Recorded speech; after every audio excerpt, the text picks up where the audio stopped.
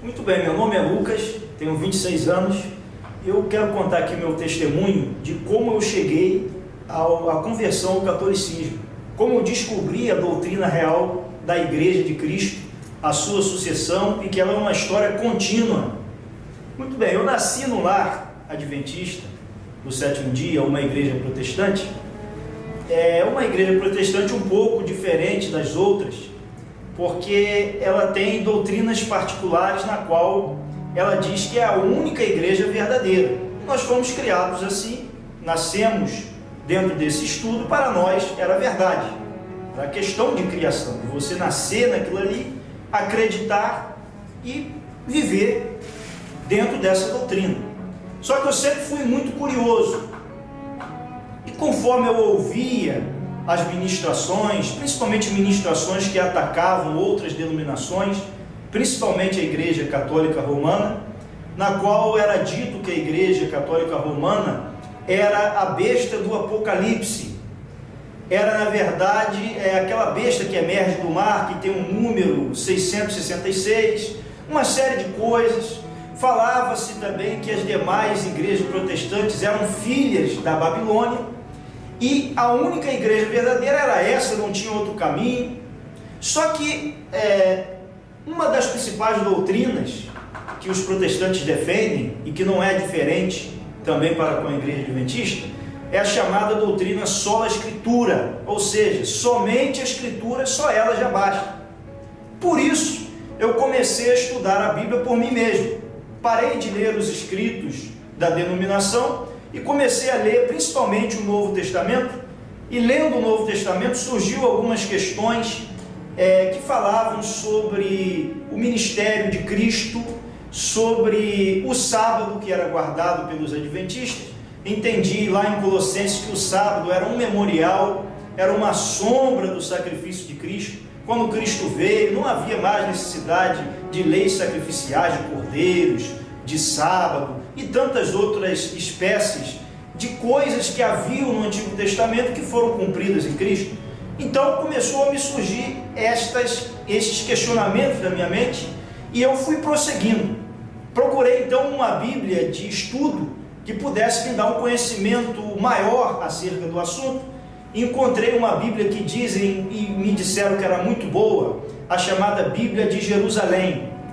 Quando eu li esta Bíblia e as suas notas, eu fiquei surpreso porque ela era uma Bíblia que tinha cunho católico, se bem que ela diz que é uma Bíblia que foi feita em consórcio, entre protestantes e católicos, só que na teologia dela tem marcas profundas do catolicismo, e é uma Bíblia muito precisa, é uma Bíblia científica, e ali eu senti pela primeira vez que eu estava recebendo uma doutrina sólida, algo que realmente batia com a história e com as escrituras.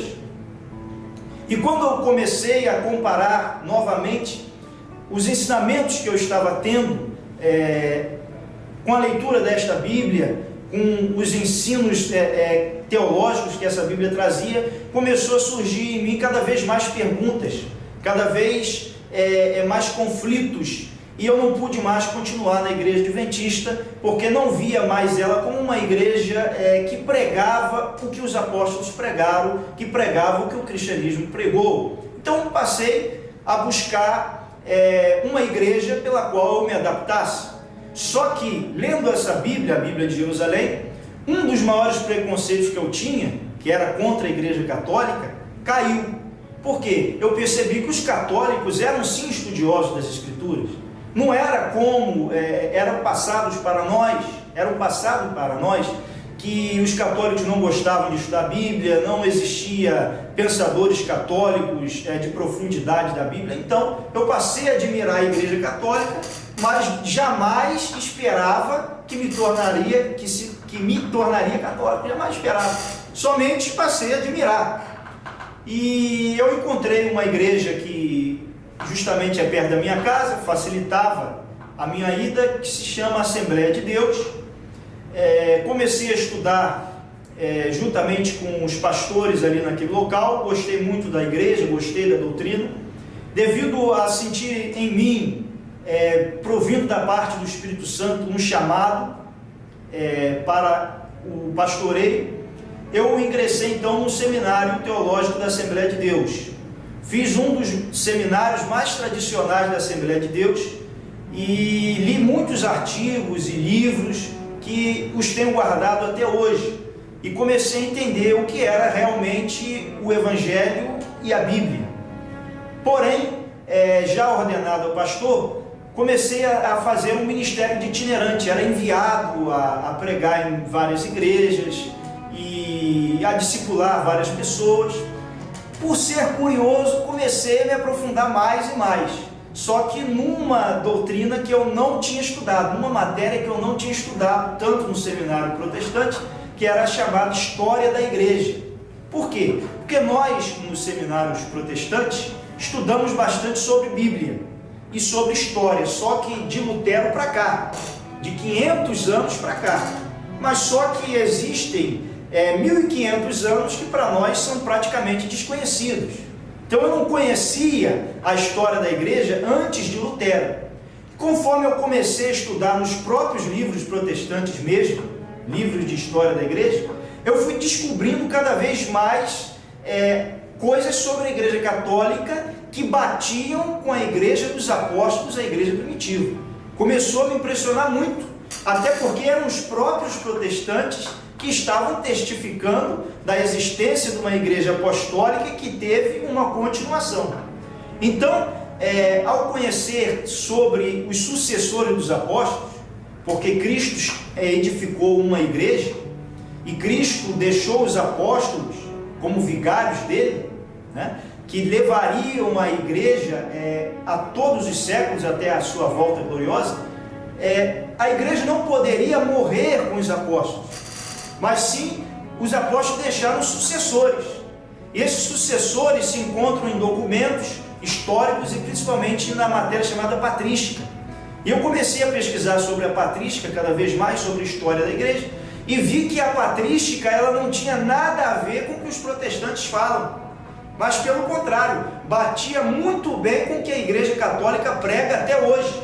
Então fiquei num dilema, porque nós protestantes queremos uma igreja parecida ou bem mais perto da igreja primitiva. Esse é o ideal do protestantismo, ou seja, reformar a igreja. Foi o que Lutero fez. Lutero reformou a igreja. Porém, quando você reforma algo, você não cria outro.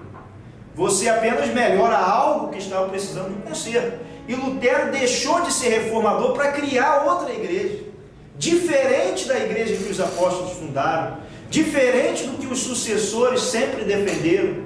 E só existe uma igreja, que é a igreja de Cristo. Então eu estava agora numa igreja estranha. Estranha aos apóstolos, estranha aos pais da igreja, estranha aos santos que foram homens piedosos, homens que conheciam das Escrituras, homens que foram mártires. Eu estava fora dessa igreja. Eu estava numa igreja de uma interpretação particular de uma pessoa. E a igreja de Cristo não é fundada sobre um pensamento humano. A igreja de Cristo é fundada no pensamento do próprio Deus, que é trino, no Pai, no Filho, no Espírito Santo, fundada no próprio Cristo, tendo como pedra angular um apóstolo que recebeu o ensinamento de Cristo, que conviveu com Cristo. Então Pedro, ao ele conviver com Cristo, na verdade ele foi doutrinado por Cristo. Ele passou ali com ele um seminário, até ele estar apto no dia de Pentecostes a receber a efusão do Espírito Santo e continuar a mesma pregação que Cristo pregou. E passando por Pedro e seus sucessores, sempre pregando a mesma pregação que Cristo pregou, a chamada tradição.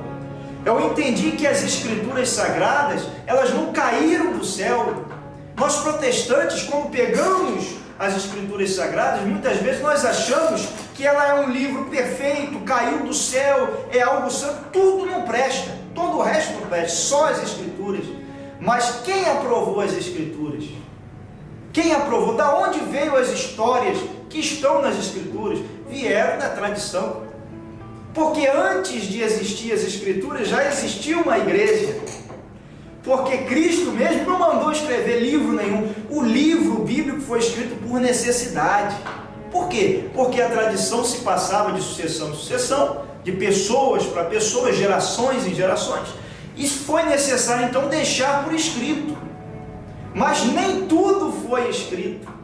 E para entender o que foi escrito é necessário estar enxertado na igreja.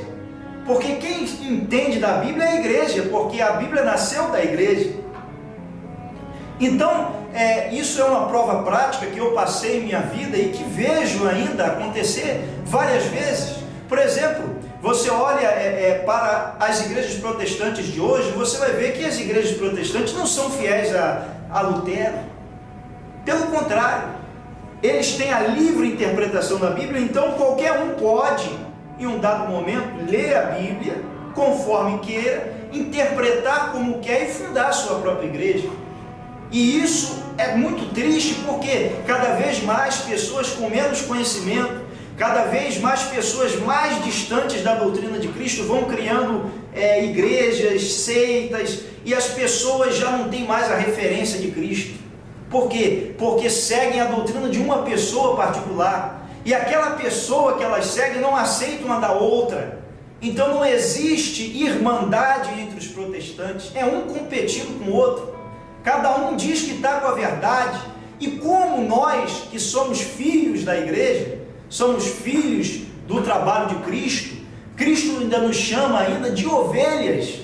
Como nós que somos ovelhas e precisamos nos alimentar, vamos ter um discernimento de quais dessas igrejas, quais dessas milhares de igrejas são a correta.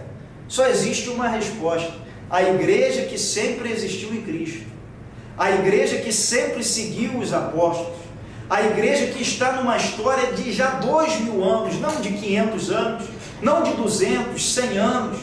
É essa igreja que nos dá a certeza de descansar em Cristo. Então eu não preciso mais ficar pelo meu próprio esforço, pelo meu próprio conhecimento pessoal, procurando uma verdade, quando que a verdade já foi estabelecida por Cristo. A verdade já foi estabelecida completa por Cristo. Eu não preciso mais ficar como um arqueólogo, cavando, quebrando a cabeça. Não, basta a mim ser humilde, aceitar a verdade, andar na verdade e viver pela verdade.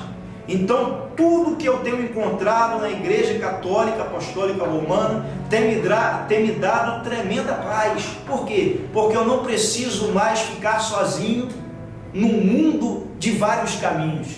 Eu aprendi que existe um só caminho, e o mesmo Cristo que fundou a igreja foi poderoso para manter essa igreja fiel pelo longo dos séculos, e será também poderoso para edificar, continuar fortalecendo essa igreja até a sua volta, até a vinda do reino, até a ressurreição dos mortos.